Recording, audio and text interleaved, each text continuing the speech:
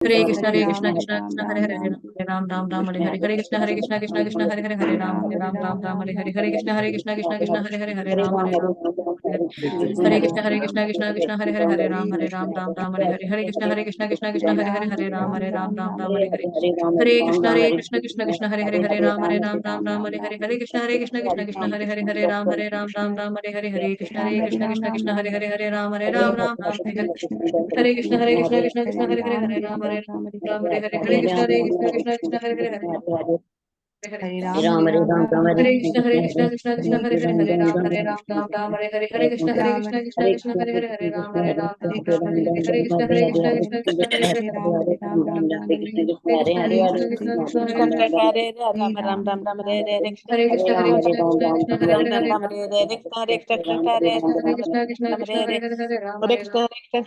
राम राम राम राम हरे हरे हरे कृष्ण हरे हरे राम राम राम राम हरे हरे हरे कृष्ण हरे हरे राम राम राम राम हरे हरे हरे कृष्ण हरे हरे राम राम राम राम हरे हरे कृष्ण हरे श्री कृष्ण कृष्ण हरे चैतन्य हरे प्रभु राम राम राम नित्यानंद राम श्री हरे द्वैत हरे गदाधर को पांचांग प्रणाम। तो आज की क्लास जो है वो शुरू करते हैं। सबसे पहले श्रीला प्रभुपाद जी का आज का कोटेशन करेंगे। जगत गुरु श्रील प्रभुपाद की जय। हमारे कृष्ण भावनामृत आंदोलन का लक्ष्य है कि कैसे गोपी जन बना जाए, फिर श्री कृष्ण हमें सभी खतरों से बचाएंगे, उसके लिए चाहे उन्हें गोवर्धन पर्वत ही क्यों न उठाना पड़े। जगत गुरु श्रील प्रभुपाद की जय। निताय गौर प्रेमानंदे हरि हरि बोल। अभी हम भगवत गीता करेंगे। भगवत गीता चैप्टर 2 गीता का सार, वर्स नंबर 64। भगवत गीता यथारूप की जय। राग द्वेष विमुक्तेस्तु विषयानिन्द्रियैश्चरन् आत्मवश्य वश्यैर विधे आत्मा प्रसादम अधिगच्छति। अनुवाद। किंतु समस्त राग तथा द्वेष से मुक्त अपनी एवं अपनी इंद्रियों को संयम द्वारा वश में करने में समर्थ व्यक्ति भगवान की पूर्ण कृपा प्राप्त कर सकता है। माताजी तात्पर्य। हरे कृष्णा कोई रीड करना चाहता तो कर लो। ऐश्वर्या माता जी पढ़ोगे? जी माता जी। पढ़ लो। तात्पर्य बाय श्रील प्रभुपाद। जगत गुरु श्रील प्रभुपाद की जय। ये पहले ही बताया जा चुका है कि कृत्रिम विधि से इंद्रियों पर बाह्य रूप से नियंत्रण किया जा सकता है, किंतु जब तक इंद्रियां भगवान की दिव्य सेवा में नहीं लगाई जाती तब तक नीचे गिरने की संभावना बनी रहती है। यद्यपि पूर्णतया कृष्ण भावना भावित व्यक्ति ऊपर से विषय स्तर पर क्यों न दिखे, किंतु कृष्ण भावना भावित होने से वह विषय कर्मों में आसक्त नहीं होता। उसका एकमात्र उद्देश्य तो कृष्ण को प्रसन्न करना रहता है, अन्य कुछ नहीं। अतः वह समस्त आसक्ति तथा विरक्ति से मुक्त होता है। कृष्ण की इच्छा होने पर भक्त सामान्यतया अवांछित कार्य भी कर सकता है, किंतु किंतु यदि कृष्ण की इच्छा नहीं है तो वह उस कार्य को भी नहीं करेगा जिसे वह सामान्य रूप से अपने लिए करता हो। अतः कर्म करना या न करना उसके वश में रहता है, क्योंकि वह केवल कृष्ण के निर्देश के अनुसार ही कार्य करता है। यही चेतना भगवान की अहेतुकी कृपा है, जिसकी प्राप्ति भक्त को इंद्रियों में आसक्त होते हुए भी हो सकती है। भक्त में इंद्रियों में आसक्त होते हुए भी हो सकती है। श्रील प्रभुपाद की जय। हरे कृष्ण माता।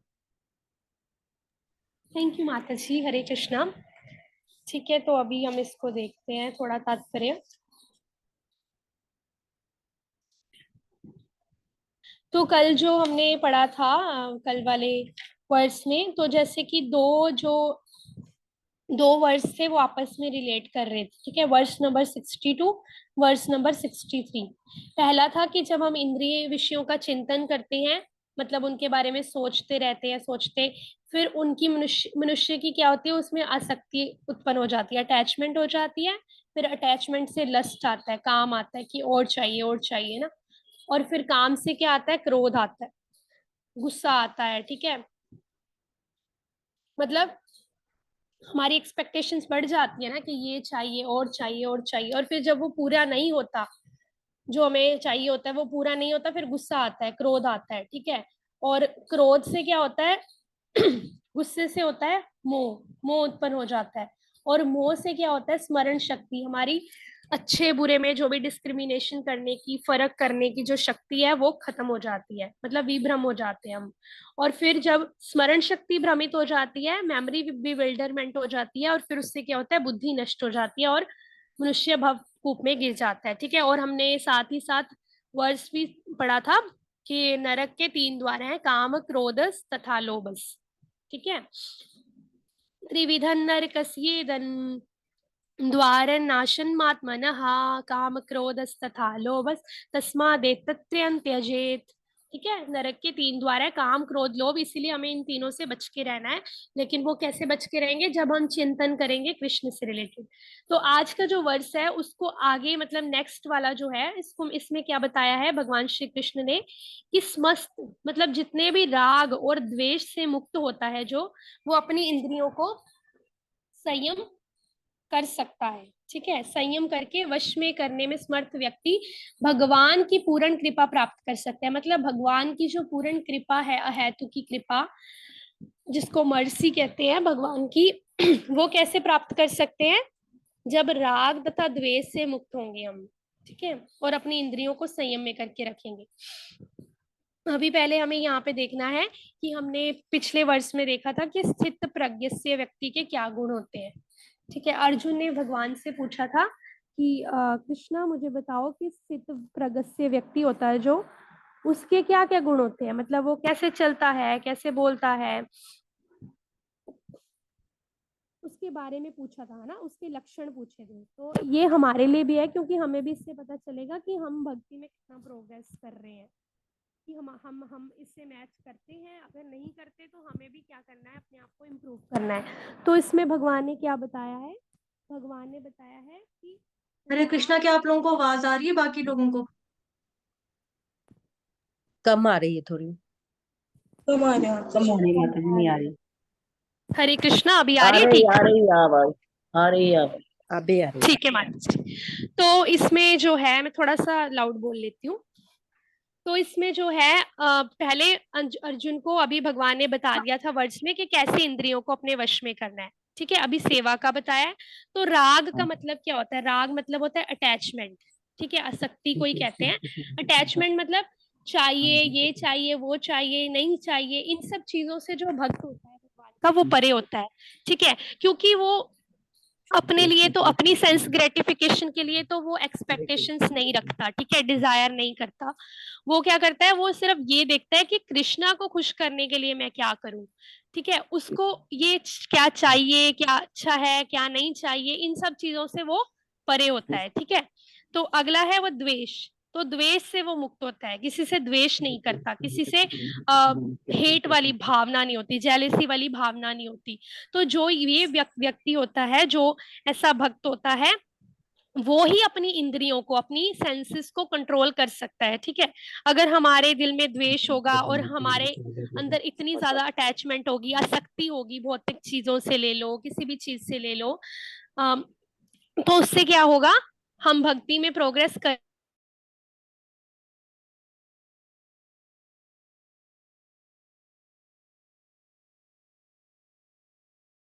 माता जी अपने आप को अनम्यूट करो। हरे कृष्णा, माता जी सुन पा रहे हो? अनम्यूट करो अपने आप को। तो हमें क्या, आवाज नहीं आ रही है आपकी। क्या बाकियों को आवाज आ रही है माता जी की? नहीं माता जी।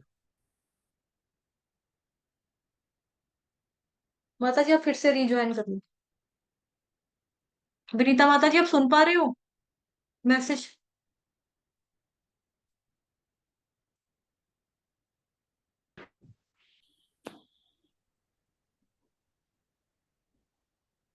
हरे कृष्णा, हाँ अब ठीक है। अब ये आवाज आ रही है सबको? हाँ माता जी। ठीक है। तो तो हमें क्या करना है, हमें राग और द्वेष से मुक्त होना है, तभी जो है अपनी इंद्रियों को हम क्या कर सकते हैं, संयम में यानी कि वश में कर सकते हैं और भगवान की कृपा प्राप्त कर सकते हैं। तो आप ये देखोगे कि यहाँ पे लिखा है किंतु जब तक इंद्रियां भगवान की दिव्य सेवा में नहीं लगाई जाती तब तक नीचे गिरने की संभावना रहती है।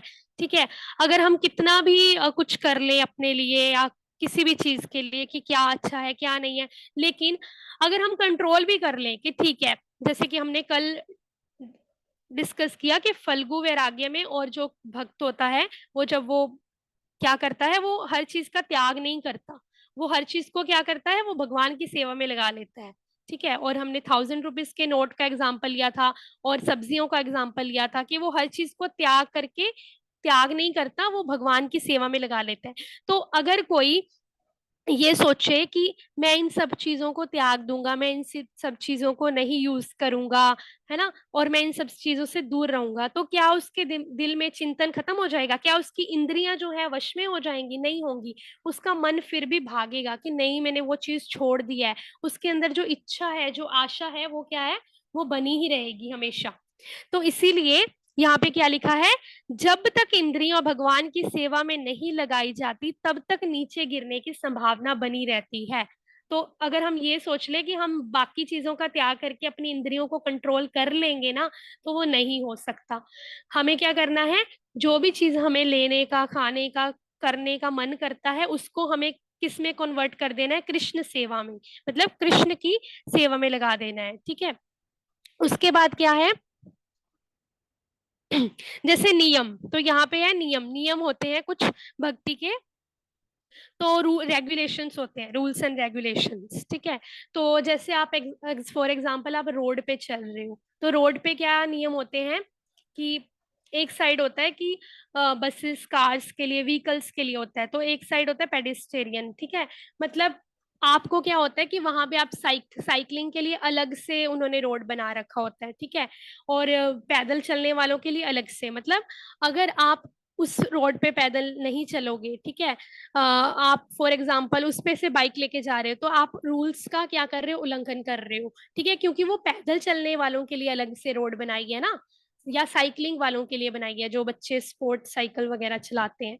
तो वैसे ही अगर रेड लाइट है, ग्रीन लाइट है, अगर आप उसको फॉलो नहीं करोगे तो आपको क्या होगा, आपको फाइन भरना पड़ेगा। ठीक है, फाइन तो भरना ही पड़ेगा, साथ ही साथ आपको हो सकता है कि रूल्स तोड़ने में आपको कुछ कुछ चीजें ऐसी होती है जिसमें आपको रूल्स तोड़ने में आपको जेल भी हो जाती है। जैसे कि आप टैक्स नहीं भरते हो, ठीक है, आपका काफी बड़ा बिजनेस है, आप टैक्स नहीं भरते हो, तो आपको क्या होगा, आपको जेल भी हो सकती है और फाइन भी भरना पड़ेगा।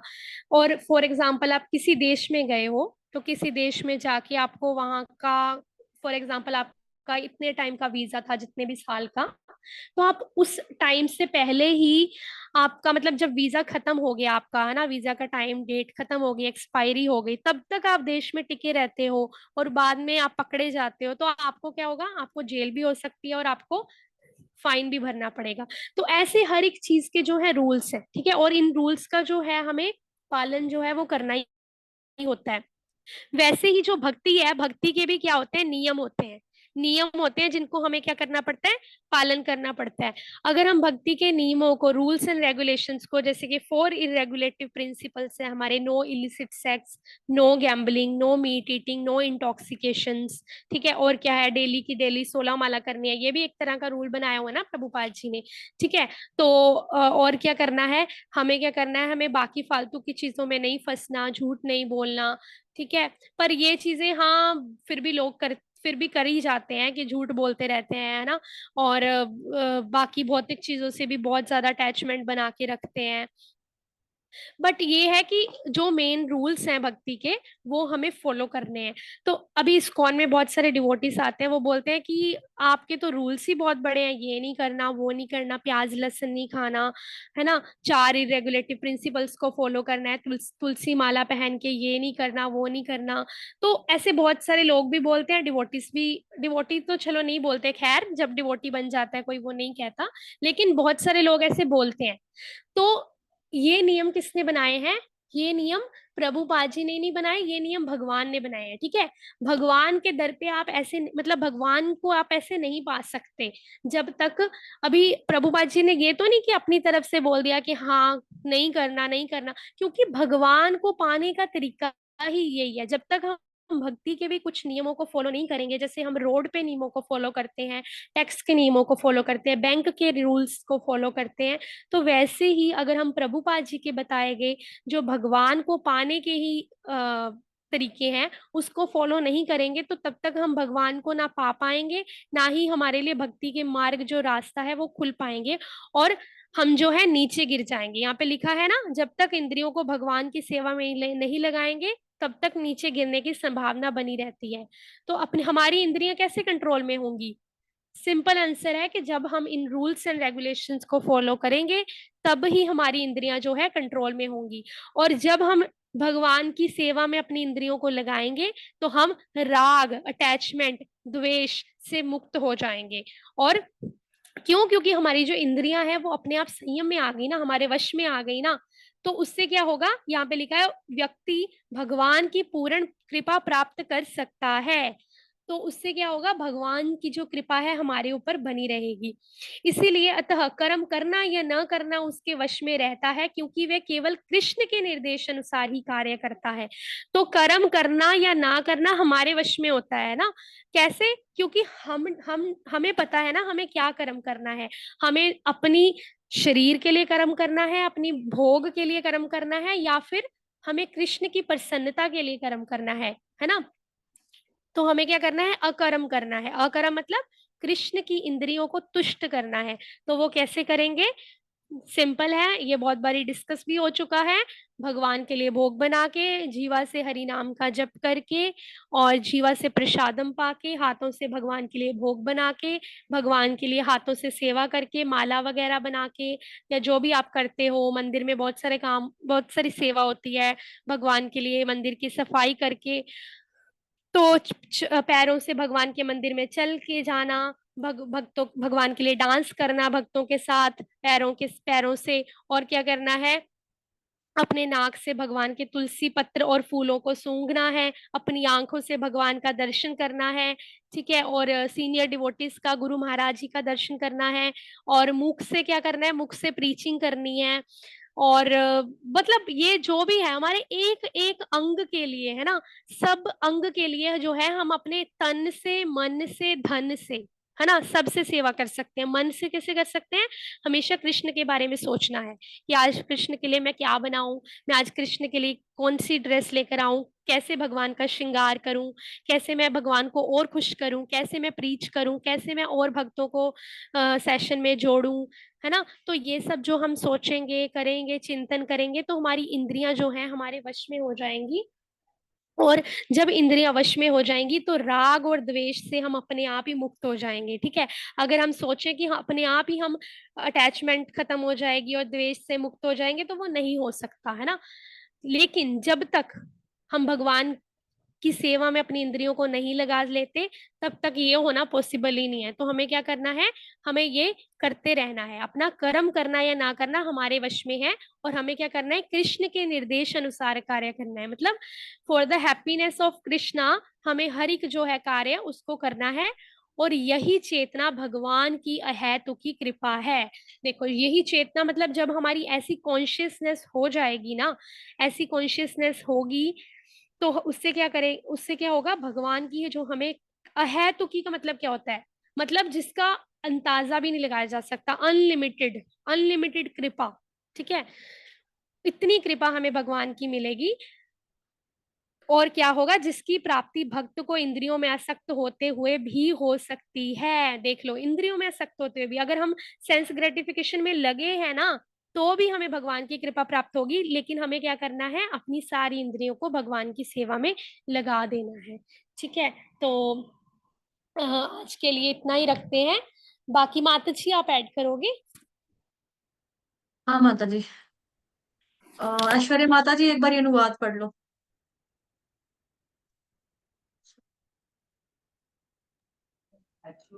जी माता जी।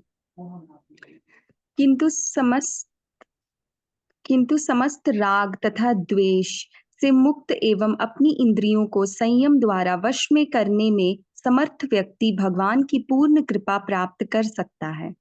थैंक यू माता जी। हरे कृष्ण माता जी। तो राग, राग का मतलब होता है अटैचमेंट, और द्वेष का मतलब होता है रिपल्जन। मतलब दोनों से हमको बचना है, ना हमको राग में फंसना है, ना हमको द्वेष में घुसना है। तो दोनों ये क्या है, एक तरह के द्वंद्व यानी कि डुअलिटीज हैं। इन दोनों में हमको नहीं पड़ना, अटैचमेंट में भी नहीं पड़ना और द्वेष में भी नहीं पड़ना। कि जैसे कई बार होता है कि द्वेष ना, द्वेष से भी एक तरह की अटैचमेंट होती है, कि किसी चीज से द्वेष करना, नफरत करना। जैसे कुछ ब्रह्मचारी होते हैं वो औरतों से नफरत करते हैं। एक मूवी भी आई थी, आपको याद होगा, श्रीमान आशिक, अनुपम खेर की, ऋषि कपूर की मूवी थी। तो उसका तो वो तो सड़कों के ऊपर बकायदा अनुपम खेर एक लोगो होता है ना, ये हाँ लिखा हुआ कुछ लोगो सब बना के ना चलता था। जैसे आजकल देखते हैं ना कि मतलब प्लांट्स को बचाओ, सेव इन्वायरमेंट, सेव काउज, ऐसे करके पोस्टर बना बना के लोग सड़कों के ऊपर जुलूस टाइप निकालते हैं। तो ऐसे ही अनुपम खेर ने कुछ आदमी इकट्ठे करके रखे हुए थे जो एक तरह के कहते थे कि हम ब्रह्मचारी हैं। और उनका लोगो होता था औरत नर्क का द्वार है। श्रीमान आशिक वो गाना भी गाता था, लड़कियों से ना मिलो तुम, लड़कियां तो हैं बलाएं, सुबह शाम मत करो तुम लड़की, लड़की लड़की लड़की। तो इस तरह का जो सोच रखने वाले ब्रह्मचारी होते हैं ना, कि हम ब्रह्मचारी हैं, हमें स्त्रियों से दूर रहना है, तो औरतें जो है वो नरक का द्वार है, उनको ये भी सोचना चाहिए कि वो आए भी एक नरक के द्वार से ही निकल के आए हैं। औरतों ने ही उनको पैदा किया है, राखी भी उनको एक औरत ही बांधती है ना, खाना भी एक औरत ही उनको पका कर खिलाती आई है। स्कूल में टीचर भी जो होगी वो लेडीज होती है मैक्सिमम। एजुकेशन जो देती हैं वो औरतें ही ज्यादा होती हैं, आदमी लोग कम होते हैं। उसका रीजन एक ये है, क्योंकि सैलरी सेटिस्फेक्शन जो होती है वो आदमियों को नहीं होती उतनी।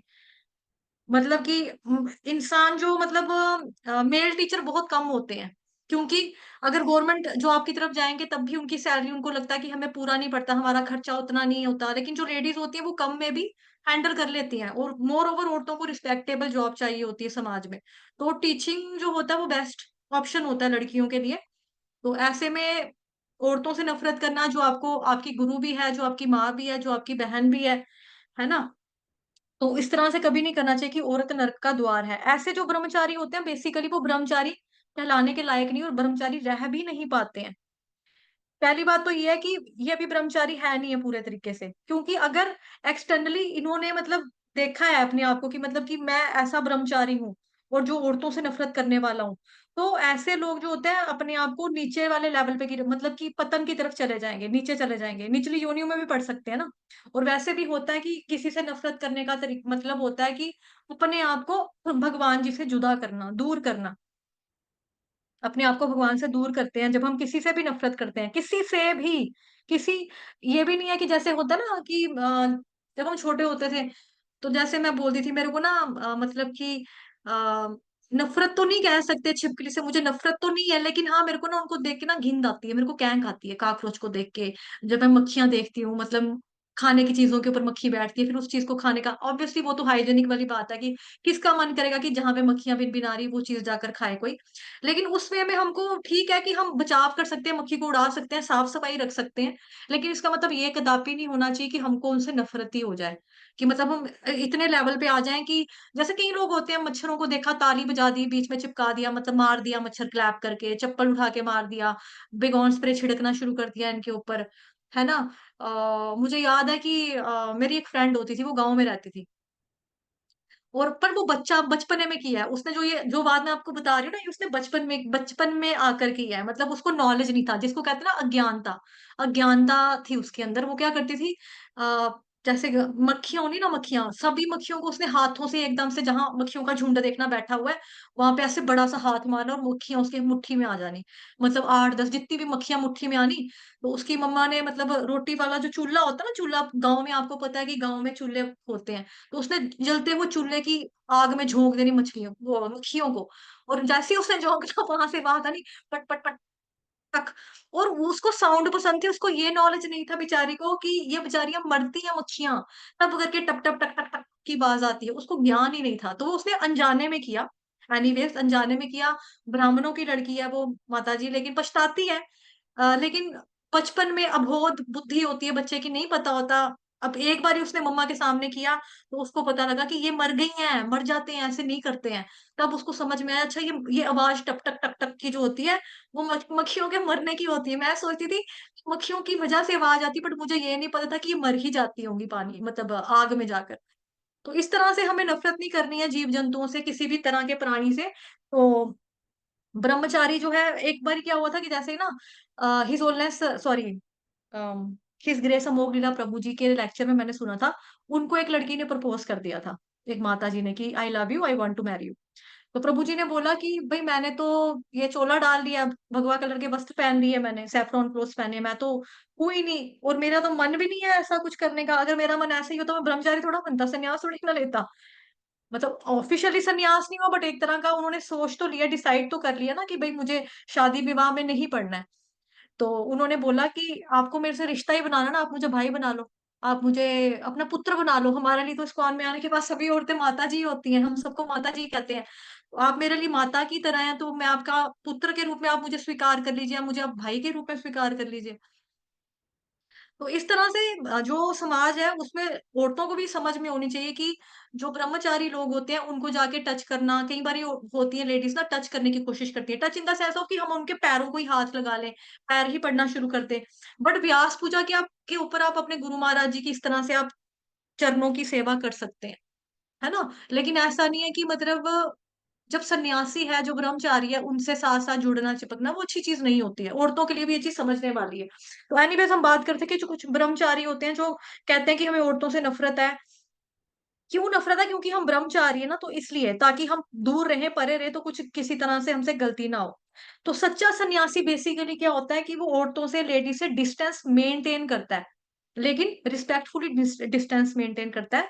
इस तरह से नहीं कि मुझे औरतें नरक का द्वार हैं, कि ऐसा होगा वैसा होगा, तुम चुड़ैल हो, तुम डायन हो, तुम्हारी वजह से तपस्या भंग होती आई है हमारे सन्यासियों की, ठीक है, जैसे आ, विश्वामित्र मुनि की होगी जी, मेनका की वजह से हो गई।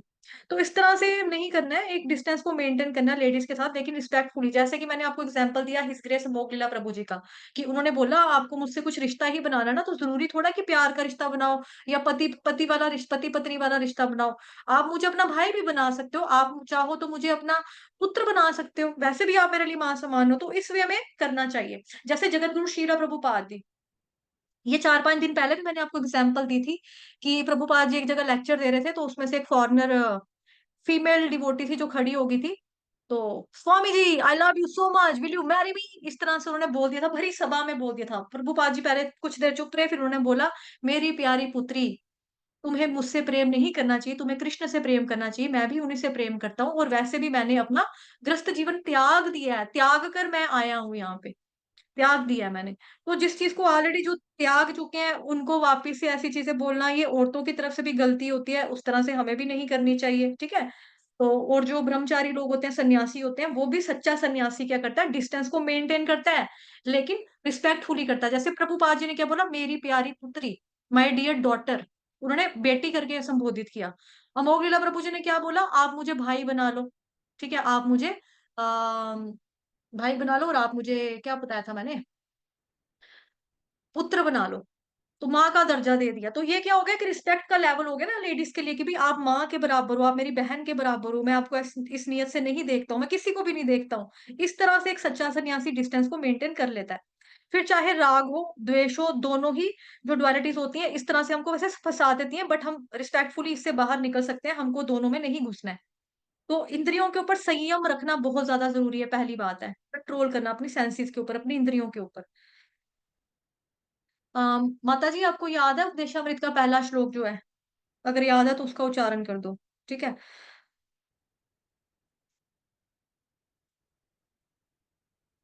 हरे कृष्णा। किसी को याद है उपदेशामृत का पहला श्लोक जिसमें गुरु की बताई हुई है 6 चीजें, किसको गुरु बनाना चाहिए? विनीता माता जी। हरे कृष्णा, माता हाँ ना जी बोल। ये है ना हम्म, गाओ, गाओ गाओ, चुप क्यों हो गए? रिया माता जी गा रहे हो तो चुप क्यों हो गए? मा, ये है ना माता जी, वाचो वेगम हाँ मनसा हाँ हाँ, गा स्मृति दो गा दो गा वेगम। दो गा दो गा दो। वाचो वेगम मनसा क्रोध वेगम जीवा जीवा जीवा बेगम। जीवा वेगम उदरो वेगम एतां वेगान यो विषहेत धीरः सर्वांपि हम्म, मां पृथ्वीं स शिष्यत। शिष्यात। ठीक है, ऐश्वर्या हरे माता जी कृष्ण शिष्य। हमारी माता आप जी, गा दीजिए। मेरा लीव हो गया था, मैं बोली जा रही थी श्लोक, बट वो अचानक से मोबाइल डाटा ऑफ हो गया था। कोई बात नहीं माता जी, गा दो। वाचो बेगम। हरे जीवा, कृष्ण। जी जी बेबी, जी जी जी जी। माता जी। दोनों एक साथ माता गा जी दो, गा लो। माता जी दोनों एक आप जी साथ जी। गा दो।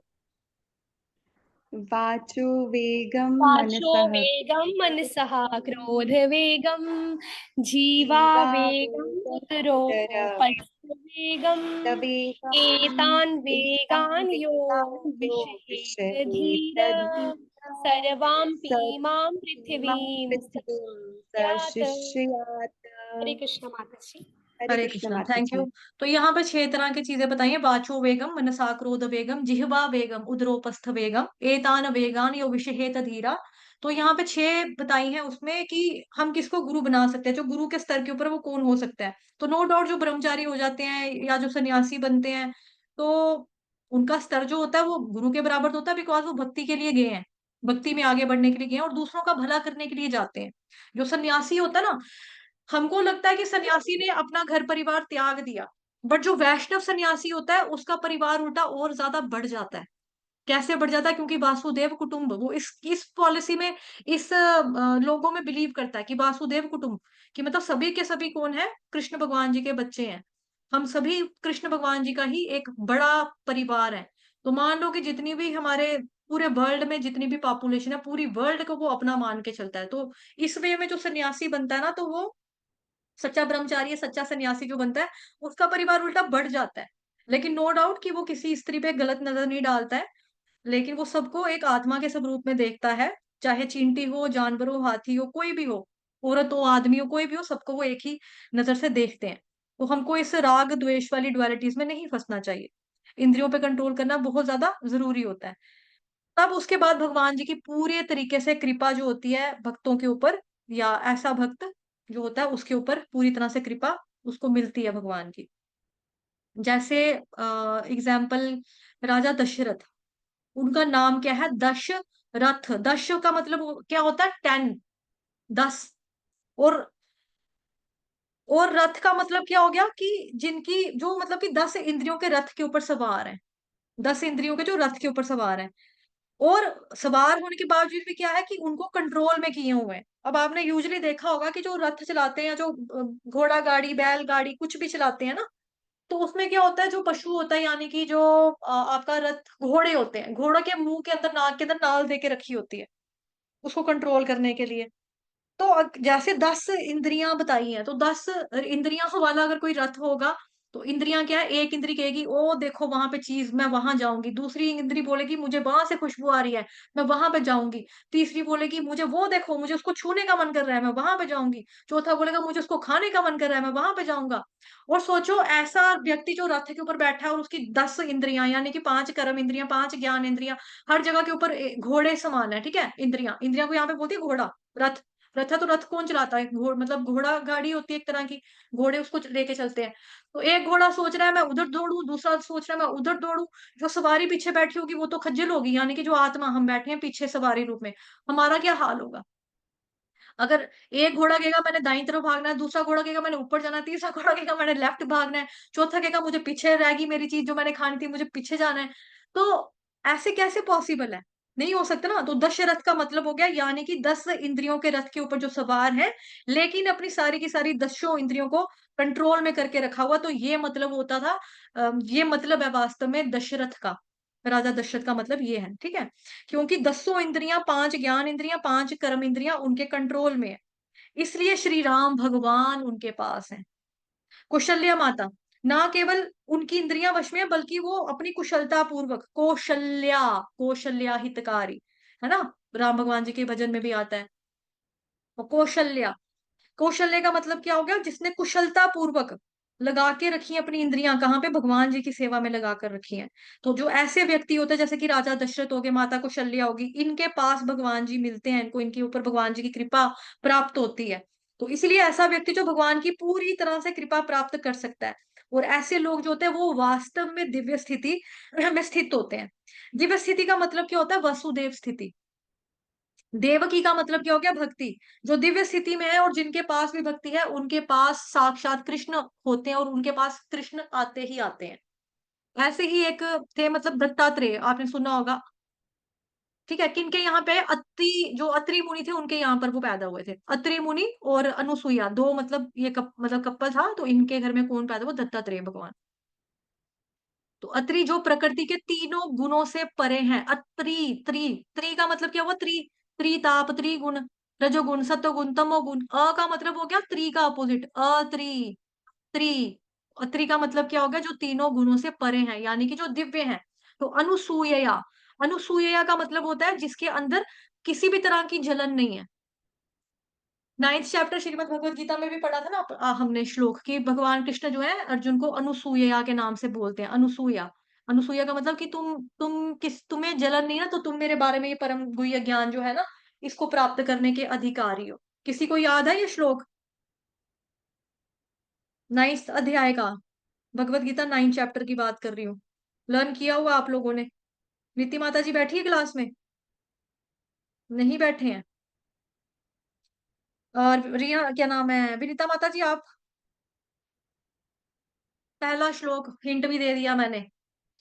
श्रीभगवानुवाच इदं तु ते गुह्यतमं प्रवक्ष्याम्यनसूयवे, आगे ना, सूयवे ज्ञानं विज्ञानसहितं यज्ञात्वा मोक्ष्यसे शुभात्। ठीक है, तो यहाँ पर भी क्या बताया भगवान जी, अर्जुन को भी बोलते हैं कि अनसूय, तुम तो अनसूय हो, मतलब तुम्हारा कोई दुश्मन नहीं है, तुम्हें किसी से जलन नहीं है, तुम ईर्ष्या नहीं करते हो।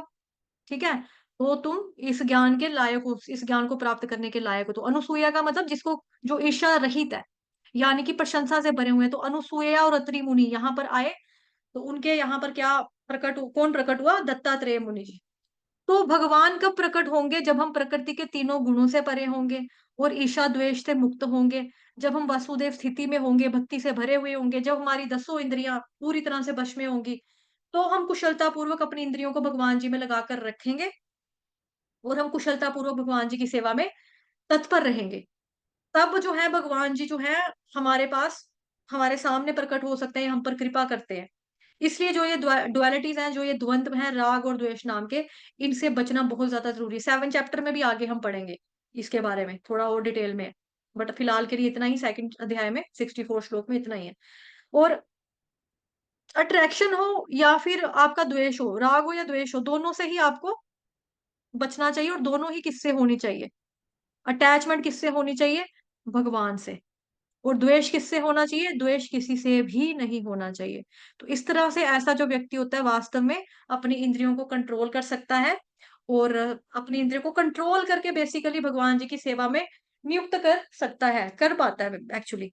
तो फिर भगवान जी की कृपा जो होती है उसको मिलने लगती है और भगवान की कृपा से भक्त जो होता है भक्ति में आगे बढ़ता रहता है, बढ़ता रहता है, बढ़ता रहता है। तो सेंसेस की बात हो रही है यहाँ पे, इंद्रियों को संयम करने की। श्रीमद भाग, सॉरी, भगवत गीता नहीं, भक्ति रसामृत सिंधु ग्रंथ का एक श्लोक है, सर्वोपाधि विनिर्मुक्तम तत्परत्वेन निर्मलम ऋषिकेन ऋषिकेश सेवनम भक्तिरुच्यते। कि इसमें बताया है कि श्लोक में अपनी सारी इंद्रियों को भगवान की सेवा में लगा देना, कि मनुष्य को क्या करना चाहिए, सभी तरह की उपाधियों से मुक्त होना चाहिए। देखो किसी की जब हमने सेवा करनी होती है ना, तो हमें अपनी जो फाल्स ईगो होगी या जो हमारे फाल्स जो डेजिग्नेशन होती हैं समाज में जो हमें दी जाती है, आप डॉक्टर हो, आप फलाने की बहू हो, अपनी प्रेस्टेज में रहना सीखो, तुम्हें पता होना चाहिए तो किस खानदान से ताल्लुकात तुम्हारा है। ठीक है, ये तुम प्रधानमंत्री की कुर्सी के ऊपर बैठते हो, तुम इंजीनियर हो, तुम डॉक्टर हो, तुम ब्रिगेडियर हो, तुम आर्मी में जवान हो, तुम्हें पता होना चाहिए। तो इस तरह की जो भौतिक तरह की जो उपाधियां होती हैं, हमें उनसे मुक्त होना चाहिए। मनुष्य को सभी तरह की उपाधियों से मुक्त होना चाहिए और कृष्ण भावनामृत द्वारा सभी भौतिक कल्मशों से शुद्ध हो जाना चाहिए। तो भौतिक कल्मशों से हम शुद्ध कैसे होंगे, हरेर नाम, हरेर नाम, हरेर नाम केवलम कलो नास्त्यव नास्त्यव नास्त्यव गतिर्न्य था, कि भगवान कृष्ण का नाम लेते रहेंगे, जप करते रहेंगे, हरे कृष्ण महामंत्र का चैंटिंग करेंगे करेंगे करेंगे, शुद्ध होते रहेंगे, होते रहेंगे, होते रहेंगे, होते रहेंगे, होते रहेंगे। उसे अपनी शुद्ध पहचान प्राप्त करनी चाहिए। मनुष्य की शुद्ध पहचान क्या है? जीवेर स्वरूप हुए कृष्णेर नित्य दास, मैं भगवान जी का नित्य दास हूँ, ये मेरी शुद्ध पहचान है। ठीक है? और साथ ही दूसरी पहचान क्या है? कि मैं आत्मा हूँ। ठीक? और फिर क्या होगा? फिर जब हमें अपना पता लग जाएगा कि मैं सेवक हूँ, तो हम सेवा कर सकेंगे ना। सेवा करने का भाव हमारा तभी आएगा जब हमें पता लगेगा कि हम सेवक हैं। 3 चीजें होती है, एक होता है सेवक, एक होता है सेव्य, एक होती है सेवा। ठीक है? हमें सेवा करनी है, किसकी करनी है? कृष्ण भगवान की करनी है। कैसे करनी है? अपनी इंद्रियों को भगवान जी की इंद्रियों को तुष्ट करने में, संतुष्ट करने में लगा देना है। तो भक्ति का मतलब यही है कि जो भगवान कृष्ण है, जो सबकी इंद्रियों के स्वामी हैं, उनकी सेवा में अपनी इंद्रियों को लगा देना। और जब हम भगवान जी की सेवा करते हैं तो क्या होता है?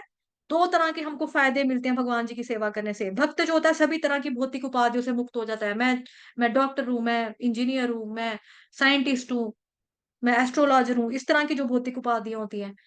या फिर आजकल कह लो कि आजकल की भाषा में कि मैं एक इन्फ्लुएंसर हूँ। यूट्यूब, इंस्टाग्राम, फेसबुक पे लोग होते हैं ना, रील्स वगैरह बनाते हैं, उनको होता है इतने तो मेरे फैन बहुत सारे हैं, इसमें मेरे फैन बहुत सारे हैं। तो इन सभी तरह की जो उपाधियां होती हैं उनसे हमें मुक्त हो जाता है व्यक्ति। और फिर क्या होता है दूसरा फायदा? भक्त की इंद्रियां जब भगवान जी की सेवा में लगती है ना, तो भगवान जी की सेवा में लगने की वजह से ही शुद्ध हो जाती है हमारी इंद्रियां। तो इंद्रियों को शुद्ध करने का या इंद्रियों को कंट्रोल में करने का सबसे बेस्ट तरीका ही यही है कि आप अपनी सारी की सारी इंद्रियों को भगवान जी की सेवा में लगा दो। 5 कर्म इंद्रियां, 5 ज्ञान इंद्रियां, मन बुद्धि अहंकार से सबको लगा दो। फिर सब बाकी काम जो है वो भगवान जी का वो खुद देख लेंगे। ठीक है? क्लियर हो गया? वाञ्छाकल्पतरुभ्यश्च कृपा सिन्धुभयेव च पतितानां पावनेभ्यो वैष्णवेभ्यो नमो नमः। अनंत कोटि वैष्णव वृंद की जय। श्री कृष्ण चंद्र भगवान की जय। भगवत गीता की जय। आप सभी भक्तजनों का थैंक यू सो मच। और समय पे आएंगे, कल भी चैंटिंग सेशन में जुड़ेंगे। आप जानते हैं चतुर्मास है, खास महीने चल रहे हैं 4, तो उसमें आपको अच्छे से भक्ति करनी चाहिए। और जिसने कोई भी संकल्प नहीं लिया है तो उसके लिए यही संकल्प है कि कम से कम जो क्लास चलती है भगवत गीता की, वो तो एटलीस्ट डेली बिना नागा डाले, बिना एब्सेंट हुए, बिना बंक किए अटेंड रोज करिए ही करिए। ठीक है? हरे कृष्ण। किसी को कुछ कहना है? किसी का कोई प्रश्न आज की टॉपिक से रिलेटेड? नहीं है? चलिए, धन्यवाद आप सभी भक्तजनों का।